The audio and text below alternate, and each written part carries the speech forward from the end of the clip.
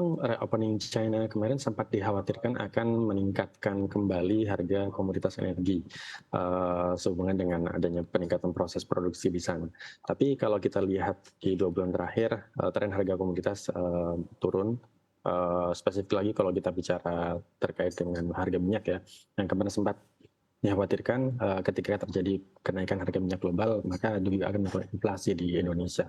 Tapi kalau kita melihat bahwasannya sekarang kondisi di China itu bisa dikatakan full tank ya, full tank dari segi, cadangan minyaknya.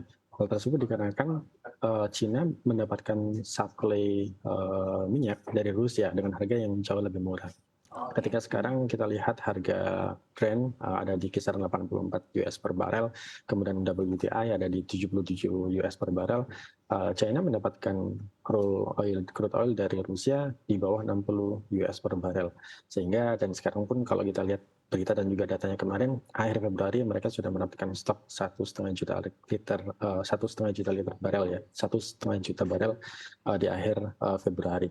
Hal tersebut memberikan, indikasi bahwasanya stok di dalam negeri aman, sehingga tidak akan sampai mendorong kenaikan harga minyak global. Itu yang pertama. Nah, yang kedua dengan tadi belum optimalnya, sisi, penjualan maupun konsumsi, sehingga proses produksi juga belum optimal, sehingga, bahan-bahan baku pun belum akan banyak, digunakan di sana, sehingga harganya mungkin belum akan, terlalu tinggi, Oke, demikian. baik. Artinya dunia juga tidak perlu takut begitu dengan inflasi yang lebih lanjut, seiring dengan tadi ya, reopening China sendiri yang tidak, berhasil, mengerek kembali harga komoditas, Mbak Esa?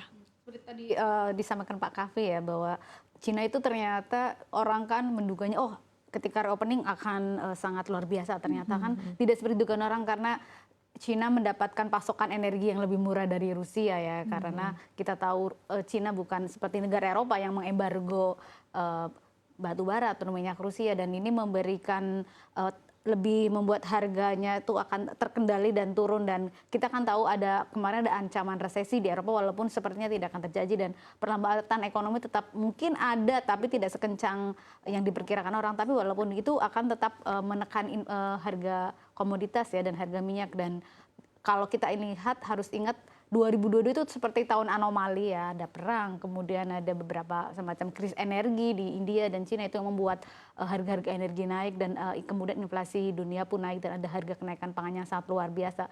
Jadi kalau kita lihat bahwa ini menuju normalisasi dibandingkan dengan 2002 yang sangat anomali gitu. Oke, ini malah kalau ketika kita berdiskusi saat ini begitu, artinya tahunnya adalah justru 2023 harusnya, tidak seberat 2022 begitu, Harusnya Mbak Esa? ya, karena Oke. 2002 itu kita lihat bahwa harus ingat adalah tahun anomali ya. Oke, baik. Pak Kavi sendiri seperti apa terkait dengan hal ini? Apakah Anda setuju begitu? Dan kalau kita lihat juga tadi seperti yang Anda sampaikan begitu, apakah memang hal ini masih mungkin akan terus berlanjut? Artinya juga demand energi, demand batu bara dari China ke depannya juga masih akan terus akan sedikit menyusut begitu, akan terus menyusut begitu terhadap Indonesia seiring dengan rupanya juga China berhasil toh Pasokannya sukses-sukses ya, saja oke. begitu pasokannya juga dapat dari negara lain seperti Rusia, Pak Kahvi. Ya, kami melihatnya it's a matter of time gitu ya. Jadi ini perkara waktu saja, karena kalau kita lihat penurunan retail sales tadi atau, retail sales baik month to month maupun year on year yang memang masih negatif, tapi kalau dilihat negatifnya ini, bulan demi bulan itu atau month to month itu semakin semakin sedikit, artinya sudah mulai menuju normal. Kami memproyeksikan bahwasanya di semester kedua mungkin, sudah beranjak ke posisi negatif retail sales-nya. Dengan demikian ketika retail sales sudah mulai, maksudnya sudah mulai positif ya. Dengan demikian ketika retail sales sudah mulai positif, eee, produksi sudah mulai mengarah ke full capacity juga, dan di saat itulah mungkin demand terhadap, energi dan juga, bahan-bahan baku ya, bahan baku industri sudah mulai, naik lagi. Kecuali yang tadi minyak, karena memang konstelasinya agak sedikit berbeda. Tapi kalau kita melihat, komoditas ekspor Indonesia utama yang ke Cina, contohnya tadi iron, steel, nikel ini masih cukup besar, dan tren ke depannya bahan-bahan, ini juga yang akan menjadi, driver utama industri, terutama dengan adanya tadi ya elektrifikasi dan, perkembangan, otomotif, menuju ke electric vehicle dan yang lain sebagainya. Ini juga memberikan peluang bagi komoditas ekspor andalan Indonesia ke China ke depannya. Oke, baik. Nah, kemudian ketika kita wrap up begitu ya untuk sesi diskusi kita pada pagi hari ini, yang tadi menarik itu dengan berbagai kondisi yang ada saat ini, artinya optimisme untuk tahun 2023 ini sebetulnya jauh lebih baik begitu ya. Tapi ketika kita compare juga dengan sentimen lainnya, sentimen negatif begitu ya dari wait and see juga terkait dengan sikap The Fed begitu ya, yang mana ini juga bisa menekan pertumbuhan ekonomi Amerika Serikat dan juga dunia begitu. Nah, ini menurut Anda ketika kita balancing antara kedua hal ini begitu, di satu sisi harga komoditas tidak akan setinggi proyeksinya seperti yang terjadi di tahun 2022 begitu.